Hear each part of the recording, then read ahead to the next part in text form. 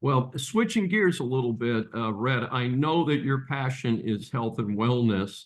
And what of your books might people want to read, and how would that help them? Where can they find those books that you've written? Okay, all of my books are available on my website or on the Amazon. So I just usually send people to Amazon. It's a lot easier. Just put in Red O'Laughlin and my books pop up. My website is redolaughlin.com. But I'm a researcher. I research the human body at the cellular level, chemically speaking. I look for cause and effect relationships. Treat a cause, fix a problem. Treat symptoms, and you'll always be treating symptoms. And so we have a problem as you're treating symptoms, but the cause keeps getting worse over time. And you see no progress, whatever. So I'm looking for things. In other words, if I were to say, let's get calcium into your bones. Well, you need to take something that's calcium, and most people take calcium carbonate. It's a pill. It's worthless because it takes so much to get a little bit into the body.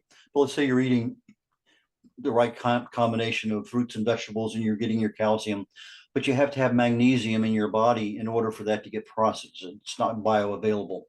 So now you get the calcium in the stomach, it's being absorbed, it's leaving the duodenum. And if you have enough vitamin D3, the calcium is going to be pulled into the bloodstream. Okay, now you get it in the bloodstream, that's where you want it, but you want it in the bones.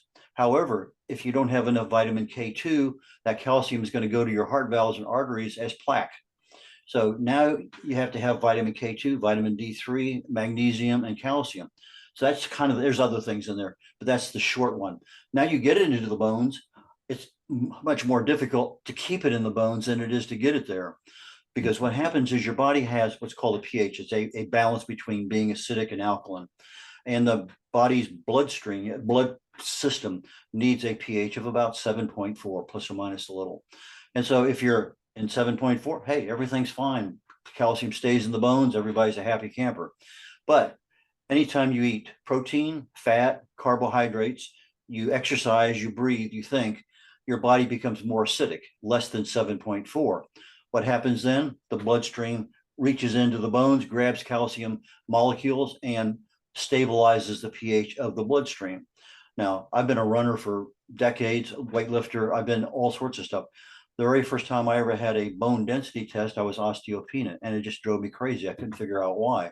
Well, I looked at all the things I was doing when I started doing some research, and I was keeping my body severely in that acidic range.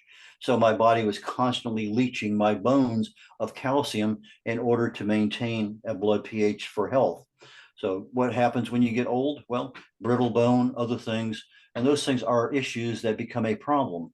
And so you have to take primarily fruits and vegetables in a higher level of dose in order to offset all those other foods you eat and all the other activities you have, just the metabolic processes. So what I do is that's what I look at. Now I have two books out there. The Joy of Ageless Health covers 7 different things: stress, toxins, radiation, infection, inflammation, diet, even expectations. These are things that operate at the cellular level in the body and do that inflammation, chronic low level, you're starting to get some level of mutation at the DNA level. So if that's the case, what can you do about it? Well, with stress, there's certain things, with toxins, there's certain things. And I go into detail on the Joy of Ageless Health as to what can you do to prevent disease from even taking part in the body. So if we follow that other exercise and say, if I'm getting a lot of fruits and vegetables, I'm probably keeping my body alkaline, which just really pushes off a lot of diseases, but also makes us a lot more healthier down the road. The other one that I would talk about today real quickly is the Longevity Secrets for Healthy Aging. And that particular one talks about the 2 primary causes of aging: the telomere length at the end of your DNA, where the DNA is kind of wrapped around each other. It's, if you look at your shoelace, you have a caplet at the end, a little plastic thing that keeps all the fibers together. Well, every time the cell replicates, you lose a little bit of the end of that telomere. And over time, the cell replicates enough, boom, there's not enough there, the cell dies, normal death, planned. That's the way everything works. However, if you're overweight, you're a smoker, you have diabetes, instead of having just a little bit of that telomere cut off, you have a lot of that telomere cut off. And so you kind of reduce the age of that cell. The other one is a thing called human growth hormone. When we're little kids, we got tons of that stuff. However, as you get older, you're making less and less. And there's a lot of things with age that you make less and less. Well, something as simple as a fast will cause that human growth hormone to increase significantly. And so those are things that I talk about in there. What causes you to age?